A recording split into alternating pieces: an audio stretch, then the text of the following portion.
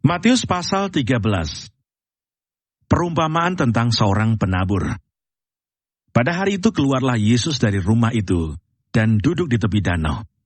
Maka datanglah orang banyak berbondong-bondong, lalu mengerumuni dia, sehingga ia naik ke perahu dan duduk di situ. Sedangkan orang banyak semuanya berdiri di pantai. Dan ia mengucapkan banyak hal dalam perumpamaan kepada mereka, katanya. Adalah seorang penabur keluar untuk menabur. Pada waktu ia menabur, sebagian benih itu jatuh di pinggir jalan. Lalu datanglah burung dan memakannya sampai habis. Sebagian jatuh di tanah yang berbatu-batu, yang tidak banyak tanahnya. Lalu benih itu pun segera tumbuh karena tanahnya tipis. Tetapi sesudah matahari terbit, layulah ia dan menjadi kering karena tidak berakar. Sebagian lagi jatuh di tengah semak duri. Lalu makin besarlah semak itu dan menghimpitnya sampai mati. Dan sebagian jatuh di tanah yang baik lalu berbuah. Ada yang 100 kali lipat, ada yang 60 kali lipat, ada yang 30 kali lipat. Siapa bertelinga hendaklah ia mendengar. Maka datanglah murid-muridnya dan bertanya kepadanya, "Mengapa engkau berkata-kata kepada mereka dalam perumpamaan?" Jawab Yesus, "Kepadamu diberi karunia untuk mengetahui rahasia kerajaan surga, tetapi kepada mereka tidak. Karena siapa yang mempunyai, kepadanya akan diberi, sehingga ia berkelimpahan.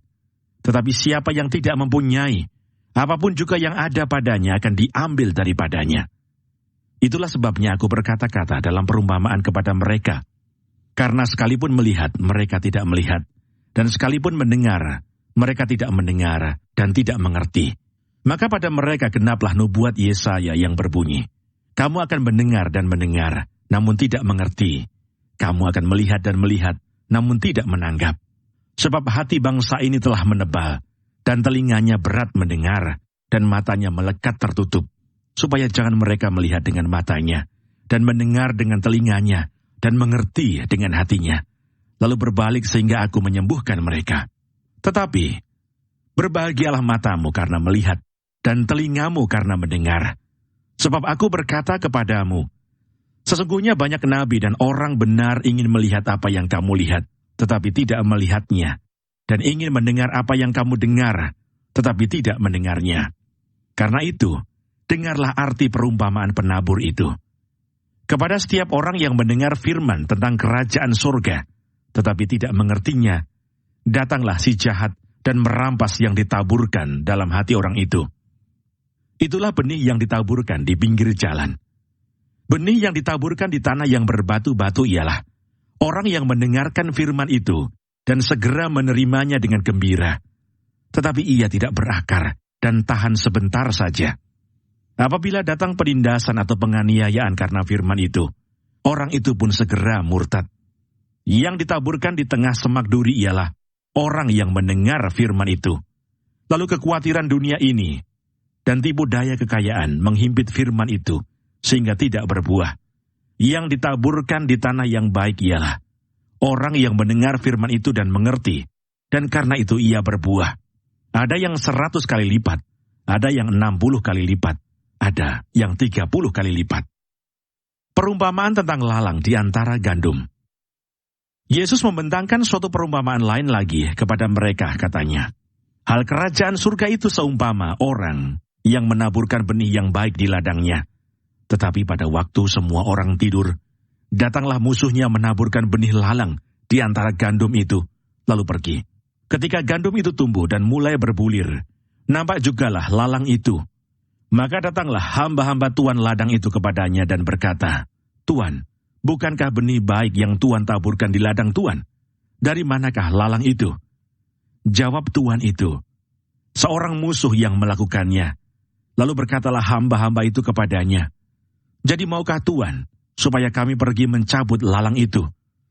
Tetapi ia berkata, "Jangan, sebab mungkin gandum itu ikut tercabut pada waktu kamu mencabut lalang itu. Biarkanlah keduanya tumbuh bersama sampai waktu menuai. Pada waktu itu aku akan berkata kepada para penuai, kumpulkanlah dahulu lalang itu, dan ikatlah berberkas-berkas untuk dibakar. Kemudian kumpulkanlah gandum itu ke dalam lumbungku." Perumpamaan tentang biji sesawi dan ragi. Yesus membentangkan suatu perumpamaan lain lagi kepada mereka. Katanya, hal kerajaan surga itu seumpama biji sesawi yang diambil dan ditaburkan orang di ladangnya. Memang biji itu yang paling kecil dari segala jenis benih. Tetapi apabila sudah tumbuh, sesawi itu lebih besar daripada sayuran yang lain, bahkan menjadi pohon, sehingga burung-burung di udara datang bersarang pada cabang-cabangnya. Dan ia menceritakan perumpamaan ini juga kepada mereka. Hal kerajaan surga itu seumpama ragi, yang diambil seorang perempuan dan diadukkan ke dalam tepung terigu 3 sukat, sampai kamir seluruhnya. Semuanya itu disampaikan Yesus kepada orang banyak dalam perumpamaan, dan tanpa perumpamaan suatu pun tidak disampaikannya kepada mereka, supaya genaplah firman yang disampaikan oleh Nabi. Aku mau membuka mulutku, mengatakan perumpamaan. Aku mau mengucapkan hal yang tersembunyi sejak dunia dijadikan. Penjelasan perumpamaan tentang lalang di antara gandum. Maka Yesus pun meninggalkan orang banyak itu lalu pulang. Murid-muridnya datang dan berkata kepadanya, jelaskanlah kepada kami perumpamaan tentang lalang di ladang itu. Ia menjawab katanya, orang yang menaburkan benih baik ialah anak manusia. Ladang ialah dunia. Benih yang baik itu anak-anak kerajaan, dan lalang anak-anak si jahat. Musuh yang menaburkan benih lalang ialah iblis. Waktu menuai ialah akhir zaman, dan para penuai itu malaikat. Maka seperti lalang itu dikumpulkan dan dibakar dalam api, demikian juga pada akhir zaman. Anak manusia akan menyuruh malaikat-malaikatnya, dan mereka akan mengumpulkan segala sesuatu yang menyesatkan, dan semua orang yang melakukan kejahatan dari dalam kerajaannya. Semuanya akan dicampakkan ke dalam dapur api. Di sanalah akan terdapat ratapan dan kertakan gigi. Pada waktu itulah orang-orang benar akan bercahaya seperti matahari dalam kerajaan Bapa mereka. Siapa bertelinga, hendaklah ia mendengar. Perumpamaan tentang harta terpendam dan mutiara yang berharga. Hal kerajaan surga itu seumpama harta yang terpendam di ladang, yang ditemukan orang, lalu dipendamkannya lagi. Oleh sebab sukacitanya pergilah ia menjual seluruh miliknya, lalu membeli ladang itu. Demikian pula hal kerajaan surga itu, seumpama seorang pedagang yang mencari mutiara yang indah. Setelah ditemukannya mutiara yang sangat berharga, ia pun pergi menjual seluruh miliknya, lalu membeli mutiara itu. Perumpamaan tentang pukat. Demikian pula hal kerajaan surga itu, seumpama pukat yang dilabuhkan di laut, lalu mengumpulkan berbagai-bagai jenis ikan. Setelah penuh pukat itu pun diseret orang ke pantai. Lalu duduklah mereka dan mengumpulkan ikan yang baik ke dalam pasu, dan ikan yang tidak baik mereka buang. Demikianlah juga pada akhir zaman. Malaikat-malaikat akan datang memisahkan orang jahat dari orang benar, lalu mencampakkan orang jahat ke dalam dapur api. Di sanalah akan terdapat ratapan dan kertakan gigi. Mengertikah kamu semuanya itu? Mereka menjawab, ya, kami mengerti. Maka berkatalah Yesus kepada mereka, karena itu setiap ahli Taurat yang menerima pelajaran dari hal kerajaan surga itu, seumpama tuan rumah yang mengeluarkan harta yang baru dan yang lama dari perbendaharaannya. Yesus ditolak di Nazaret.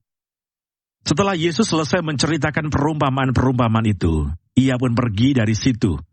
Setibanya di tempat asalnya, Yesus mengajar orang-orang di situ di rumah ibadat mereka. Maka takjublah mereka dan berkata, dari mana diperolehnya hikmat itu dan kuasa untuk mengadakan mukjizat-mukjizat itu? Bukankah ia ini anak tukang kayu? Bukankah ibunya bernama Maria dan saudara-saudaranya, Yakobus, Yusuf, Simon dan Yudas? Dan bukankah saudara-saudaranya perempuan semuanya ada bersama kita? Jadi, dari mana diperolehnya semuanya itu?